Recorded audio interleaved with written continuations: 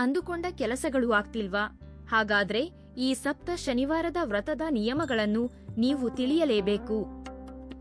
ನಮ್ಮಲ್ಲಿ ಬಹಳಷ್ಟು ಮಹಿಳೆಯರಿಗೆ 7 ಶನಿವಾರದ ವ್ರತ ಮಾಡಬೇಕೆಂಬ ಆಸೆ ಇರುತ್ತದೆ. ಮುಖ್ಯವಾಗಿ ಕಷ್ಟದಲ್ಲಿದ್ದಾಗ ಅಥವಾ ಅಂದುಕೊಂಡ ಕೆಲಸಗಳು ನಡೆಯದಿದ್ದಾಗ ಈ ಸಪ್ತ ಶನಿವಾರದ ವ್ರತವನ್ನು ಭಕ್ತಿಯಿಂದ ಮಾಡಿದರೆ ಸಾಕು. ಶ್ರೀನಿವಾಸನ ಅನುಗ್ರಹ ತಕ್ಷಣ ಸಿಗುತ್ತದೆ. ಆದರೆ ಈ ವ್ರತವನ್ನು ಹೇಗೆ ಶುರು ಮಾಡಬೇಕು ಎಂದು ತಿಳಿಯದೆ ಬಹಳಷ್ಟು ಜನ ಗೊಂದಲಕ್ಕೀಡಾಗುತ್ತಾರೆ. ಯಾರು 7 ಶನಿವಾರದ ವ್ರತ ಮಾಡಬೇಕೆಂದು ಅಂದುಕೊಂಡಿದ್ದಾರೋ ಅವರು ಮೊದಲೇ ಕೆಲವು ನಿಯಮಗಳನ್ನು ತಿಳಿದುಕೊಳ್ಳಬೇಕು. ಆಗಲೇ ನೀವು ಮಾಡುವ ವ್ರತದಲ್ಲಿ ಯಾವುದೇ ತಪ್ಪುಗಳಾಗುವುದಿಲ್ಲ. ಇದರಿಂದ ನಿಮ್ಮ ಕೋರಿಕೆಗಳು ಖಂಡಿತ ಈಡೇರುತ್ತವೆ. ಹಾಗಾಗಿ ಸಪ್ತ ಶನಿವಾರದ ವ್ರತಕ್ಕೆ ಸಂಬಂಧಿಸಿದ ಮುಖ್ಯವಾದ ನಿಯಮಗಳು ಮತ್ತು ಮಾಡಬಾರದ ತಪ್ಪುಗಳ ಬಗ್ಗೆ ಈ ವಿಡಿಯೋದಲ್ಲಿ ತಿಳಿದುಕೊಳ್ಳೋಣ. ಅದಕ್ಕೂ ಮುನ್ನ ಈ ವಿಡಿಯೋಗೆ ಒಂದು ಲೈಕ್ ಕೊಟ್ಟು ಜೈ ಶ್ರೀರಾಮ್ ಎಂದು ಕಾಮೆಂಟ್ ಮಾಡಿ. 7 ಶನಿವಾರದ ವ್ರತ ಮಾಡಬೇಕೆಂದರೆ ಶುಕ್ಲ ಪಕ್ಷದಲ್ಲಿ ಬರುವ ಶನಿವಾರದಂದು ಈ ವ್ರತವನ್ನು ಪ್ರಾರಂಭಿಸಿದರೆ ತುಂಬಾ ಒಳ್ಳೆಯದು. ಸತತವಾಗಿ 7 ಶನಿವಾರಗಳ ಕಾಲ ಭಕ್ತಿ ಶ್ರದ್ಧೆಯಿಂದ ಈ ವ್ರತವನ್ನು ಆಚರಿಸಬೇಕು. ನಿಮ್ಮ ಮನೆಯಲ್ಲಿ ಸೂತಕ ಬಂದಾಗ ಅಥವಾ ಮುಟ್ಟಿನ ಸಮಯವಿದ್ದಾಗ ಆ ವಾರದ ವ್ರತವನ್ನು ನಿಲ್ಲಿಸಿ ಮುಂದಿನ ವಾರ ಮುಂದುವರಿಸಬಹುದು. ಈ ವ್ರತವನ್ನು ಬೆಳಗಿನ ಜಾವ ಬ್ರಾಹ್ಮಿ ಮುಹೂರ್ತದಲ್ಲಿ ಮಾಡಿದರೆ ಇನ್ನೂ ಹೆಚ್ಚಿನ ಪುಣ್ಯ ಫಲ ಸಿಗುತ್ತದೆ. ಆದ್ದರಿಂದ ಈ ವ್ರತ ಮಾಡುವ ಮಹಿಳೆಯರು 7 ಶನಿವಾರಗಳ ಕಾಲ ಮುಂಜಾನೆಯೇ ಎದ್ದು ಮನೆಯಲ್ಲಿ ದೀಪಾರಾಧನೆ ಮಾಡಿಕೊಳ್ಳಬೇಕು. ಪ್ರತಿ ಶನಿವಾರ ಒಂದೇ ಸಮಯಕ್ಕೆ ಪೂಜೆ ಮಾಡಿದರೆ ಇನ್ನೂ ಒಳ್ಳೆಯದು. ಮುಖ್ಯವಾಗಿ ಈ ವ್ರತ ಮಾಡುವ ಮಹಿಳೆಯರು ಶುಭ್ರವಾದ ರೇಷ್ಮೆ ವಸ್ತ್ರಗಳನ್ನು ಧರಿಸಿ ಪೂಜೆ ಮಾಡಿದರೆ ಶ್ರೇಷ್ಠ. ಪ್ರತಿ ಶನಿವಾರ ತಪ್ಪದೇ ಪೂಜಾ ಕೋಣೆಯನ್ನು ಸ್ವಚ್ಛಗೊಳಿಸಿ ಅಕ್ಕಿ ಹಿಟ್ಟಿನಿಂದ ರಂಗೋಲಿ ಹಾಕಿ ಸುಂದರವಾಗಿ ಅಲಂಕರಿಸಿಕೊಳ್ಳಿ. ಈ ವ್ರತ ಮಾಡಲು ವೆಂಕಟೇಶ್ವರ ಸ್ವಾಮಿಯ ಹೊಸ ಫೋಟೋವನ್ನು ತಂದುಕೊಳ್ಳಿ. ನಿಮ್ಮ ಪೂಜಾ ಕೋಣೆಯ ಈಶಾನ್ಯ ಭಾಗದಲ್ಲಿ ಒಂದು ಮರದ ಪೀಠವನ್ನು ಇಟ್ಟು ಅದರ ಮೇಲೆ ಒಂದು ಬಟ್ಟೆ ಹಾಸಿ ವೆಂಕಟೇಶ್ವರ ಸ್ವಾಮಿಯ ಫೋಟೋ ಇಡಿ. ಫೋಟೋ ಪೂರ್ವ ಅಥವಾ ಉತ್ತರ ದಿಕ್ಕಿಗೆ ಮುಖ ಮಾಡಿರಲಿ. ಯಾವುದೇ ವ್ರತ ಪ್ರಾರಂಭಿಸಿದರೂ ಮೊದಲು ಗಣಪತಿಯನ್ನು ಪೂಜಿಸಬೇಕು. ಹಾಗಾಗಿ ಮೊದಲು ಅರಿಶಿನದ ಗಣಪತಿಯನ್ನು ಪೂಜಿಸಿ ಆಮೇಲೆ ವ್ರತವನ್ನು ಪ್ರಾರಂಭಿಸಬೇಕು. ಈ ವ್ರತ ಶುರು ಮಾಡುವಾಗ ನಿಮ್ಮ ಕೋರಿಕೆ ಬೇಗ ಈಡೇರಲಿ ಎಂದು ನಿಮ್ಮ ಮನಸ್ಸಿನ ಸಂಕಲ್ಪವನ್ನು ವೆಂಕಟೇಶ್ವರ ಸ್ವಾಮಿಗೆ ಹೇಳಿಕೊಳ್ಳಿ. ವ್ರತ ಪ್ರಾರಂಭಿಸಿದ ಮೊದಲ ಶನಿವಾರದಂದು ಸ್ವಾಮಿಗೆ ಮುಡುಪು ಕಟ್ಟಬೇಕು.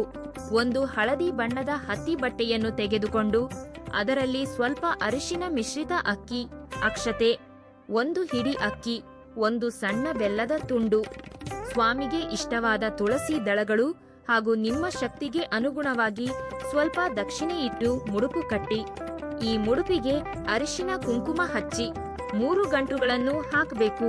7 ಶನಿವಾರಗಳ ಕಾಲ ಈ ಮುಡುಪನ್ನು ಸ್ವಾಮಿಯ ಫೋಟೋ ಮುಂದೆಯೇ ಇಡಬೇಕು. ಇನ್ನು ಸ್ವಾಮಿಗೆ ನೈವೇದ್ಯವಾಗಿ ಎಳ್ಳು ಮತ್ತು ಬೆಲ್ಲದಿಂದ ಮಾಡಿದ 7 ಉಂಡೆಗಳನ್ನು ಸಮರ್ಪಿಸಬೇಕು.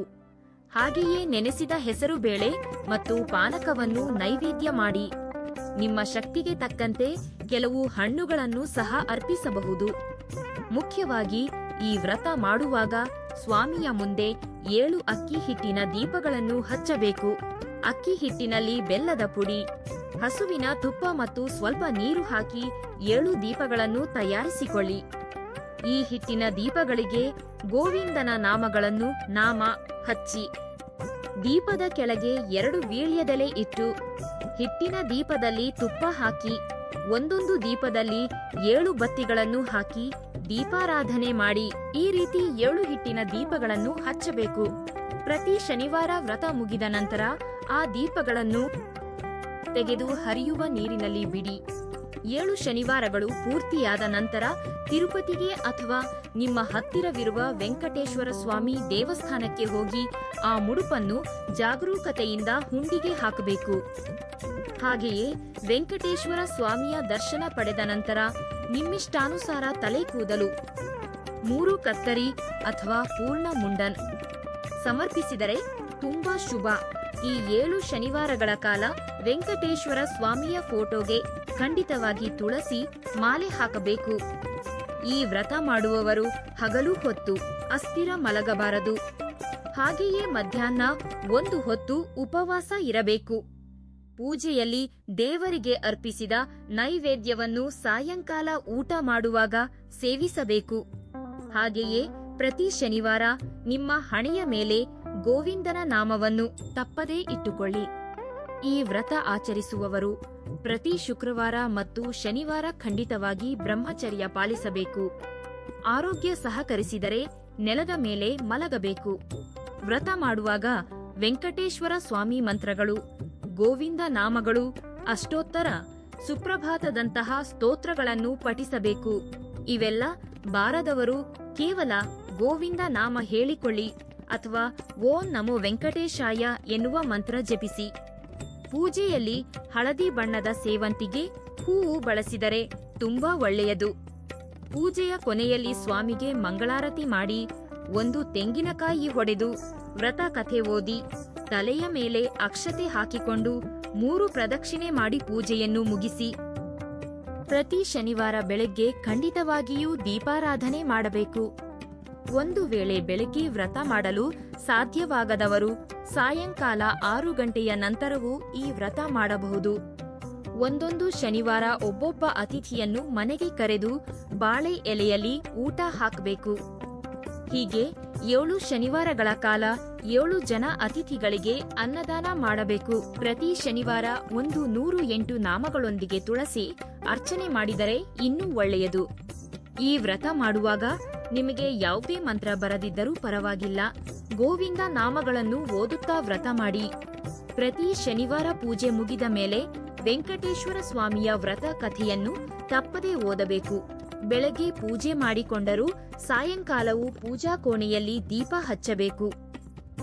ಹಾಗೆಯೇ ನಿಮ್ಮ ಹತ್ತಿರವಿರುವ ವೆಂಕಟೇಶ್ವರ ದೇವಸ್ಥಾನಕ್ಕೆ ಹೋಗಿ ಬನ್ನಿ. ಈ ವ್ರತ ಮಾಡುವ ಮಹಿಳೆಯರು ತಲೆಗೂದಲನ್ನು ಬಿಟ್ಟುಕೊಂಡು ಪೂಜೆ ಮಾಡಬಾರದು.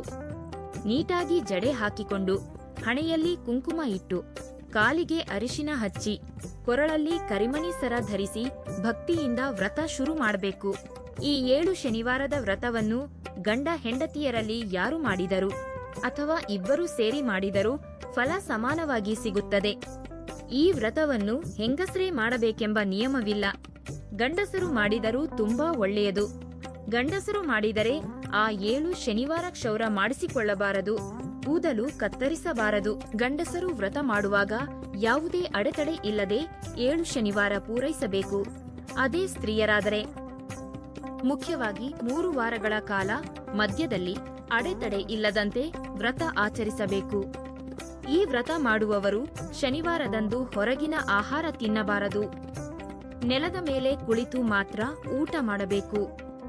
ಉಪ್ಪು, ಖಾರ ಕಡಿಮೆ ಇರುವ ಆಹಾರವನ್ನೇ ಸೇವಿಸಬೇಕು. ಹಾಗೆಯೇ ಈ ವ್ರತ ಮಾಡುವವರು ಪ್ರತಿ ಶನಿವಾರ ಈರುಳ್ಳಿ ಮತ್ತು ಬೆಳ್ಳುಳ್ಳಿಯನ್ನು ತಿನ್ನಬಾರದು. ಶನಿವಾರದ ದಿನ ಗ್ರಹಣ ಬಂದರೆ ಅಂದು ಈ ವ್ರತ ಮಾಡಬಾರದು. ಈ 7 ಶನಿವಾರ ನಿಮ್ಮ ಮನೆಯ ಹೊಸ್ತಿಲನ್ನು ಸುಂದರವಾಗಿ ಅಲಂಕರಿಸಿಕೊಳ್ಳಿ. ಹೊಸ್ತಿಲಿಗೆ ಅರಿಶಿನ ಹಚ್ಚಿ ಕುಂಕುಮದ ಬೊಟ್ಟು ಇಟ್ಟು ಮಾವಿನ ಎಲೆಯ ತೋರಣ ಕಟ್ಟಿದರೆ ಮನೆಗೆ ದೈವಿಕ ಶಕ್ತಿಗಳು ಬರುತ್ತವೆ. ವ್ರತ ಮಾಡುವವರು ಮನಸ್ಸನ್ನು ಪ್ರಶಾಂತವಾಗಿಟ್ಟುಕೊಳ್ಳಬೇಕು. ಯಾರೊಂದಿಗೂ ಜಗಳ ಆಡಬಾರದು. ಹಾಗೆಯೇ ಯಾರೊಂದಿಗೂ ಸುಳ್ಳು ಹೇಳಬಾರದು. ಕೋಪದಿಂದ ವ್ರತ ಮಾಡಿದರೆ ಯಾವುದೇ ಪುಣ್ಯ ಫಲ ಸಿಗುವುದಿಲ್ಲ. ಪೂಜೆಯಲ್ಲಿ ದೇವರಿಗೆ ಅರ್ಪಿಸಿದ ನೈವೇದ್ಯವನ್ನು 10 ಜನರಿಗೆ ಪ್ರಸಾದವಾಗಿ ಹಂಚಿ. ಆಗ ನಿಮ್ಮ ಪೂಜೆಗೆ ದುಪ್ಪಟ್ಟು ಫಲ ಸಿಗುತ್ತದೆ. ವ್ರತ ಮಾಡುವಾಗ ಮಧ್ಯದಲ್ಲಿ ಏನಾದರೂ ತಪ್ಪಾದರೆ ತಕ್ಷಣ ಸ್ವಾಮಿಯ ಬಳಿ ಕ್ಷಮೆ ಕೇಳಿಕೊಳ್ಳಿ. ಪ್ರತಿ ಶನಿವಾರ ಬಡವರಿಗೆ ಏನಾದರೂ ದಾನ ಮಾಡಿ ಅಥವಾ ಬ್ರಾಹ್ಮಣರಿಗೆ ಅಕ್ಕಿ ಬೇಳೆ ದಾನ ನೀಡಿ. ಈ 7 ಶನಿವಾರ ಕೂದಲು ಕತ್ತರಿಸುವುದು ಅಥವಾ ಉಗುರು ಕತ್ತರಿಸುವುದು ಮಾಡಬೇಡಿ. ವ್ರತ ಮುಗಿದ ನಂತರ ನಿಮ್ಮ ಹರಕೆ ತಕ್ಷಣ ಈಡೇರದಿದ್ದರೆ ದೇವರ ಮೇಲೆ ಕೋಪ ಮಾಡಿಕೊಳ್ಳಬೇಡಿ. ಸ್ವಾಮಿಯ ಮೇಲೆ ನಂಬಿಕೆ ಇಡಿ. ಖಂಡಿತವಾಗಿ ಸರಿಯಾದ ಸಮಯದಲ್ಲಿ ಸರಿಯಾದ ಫಲ ಸಿಗುತ್ತದೆ. ಹಿಂದೆ ಒಬ್ಬ ಬಡ ಬ್ರಾಹ್ಮಣನಿದ್ದನು. ಅವನು ವೆಂಕಟೇಶ್ವರ ಸ್ವಾಮಿಯನ್ನು ಭಕ್ತಿಯಿಂದ ಪೂಜಿಸುತ್ತಿದ್ದನು. ಸ್ವಾಮಿಯು ಅವನ ಮೇಲೆ ದಯೆತೋರಿ ಸಪ್ತ ಶನಿವಾರದ ವ್ರತ ಮಾಡಲು ತಿಳಿಸಿದನು. ಆ ಬ್ರಾಹ್ಮಣನು ಸ್ವಾಮಿ ಹೇಳಿದಂತೆ 7 ಶನಿವಾರ ನಿಯಮ ನಿಷ್ಠೆಯಿಂದ ಪೂಜೆ ಮಾಡಿ ತನ್ನ ಬಡತನದಿಂದ ಹೊರಬಂದು ಸುಖ ಸಂತೋಷದಿಂದ ಬಾಳಿದನು. ಹಾಗಾಗಿ 7 ಶನಿವಾರದ ವ್ರತ ಮಾಡಬೇಕೆಂದಿರುವವರು ಮೊದಲು ಈ ಎಲ್ಲಾ ನಿಯಮಗಳನ್ನು ತಿಳಿದುಕೊಂಡು ವ್ರತ ಪ್ರಾರಂಭಿಸುವುದು ಒಳ್ಳೆಯದು. ಭಕ್ತಿಯಿಂದ ಮಾಡಿದರೆ ಸಾಕು, ಎಂತಹ ಕೋರಿಕೆಯಾದರೂ ಈಡೇರುತ್ತದೆ. ಆ ವೆಂಕಣ್ಣನ ಅನುಗ್ರಹದಿಂದ ನಿಮ್ಮ ಕಷ್ಟಗಳೆಲ್ಲ ತಕ್ಷಣ ದೂರವಾಗುತ್ತವೆ. ಅಂತಹ ಶಕ್ತಿ ಈ ಸಪ್ತ ಶನಿವಾರದ ವ್ರತಕ್ಕಿದೆ. ಈ ಮಾಹಿತಿ ನಿಮಗೆ ಇಷ್ಟವಾಗಿದ್ದರೆ ವಿಡಿಯೋವನ್ನು ಲೈಕ್ ಮಾಡಿ ಮತ್ತು ನಿಮ್ಮ ಆತ್ಮೀಯರೊಂದಿಗೆ ಶೇರ್ ಮಾಡಿ. ಇಂತಹ ಇನ್ನಷ್ಟು ದೈವಿಕ ಮಾಹಿತಿಗಾಗಿ ನಮ್ಮ ಚಾನೆಲ್ ಅನ್ನು ಸಬ್ಸ್ಕ್ರೈಬ್ ಮಾಡಿಕೊಳ್ಳಿ. ಎಲ್ಲರಿಗೂ ಆ ಭಗವಂತ ಒಳ್ಳೆಯದು ಮಾಡಲಿ. ಧನ್ಯವಾದಗಳು.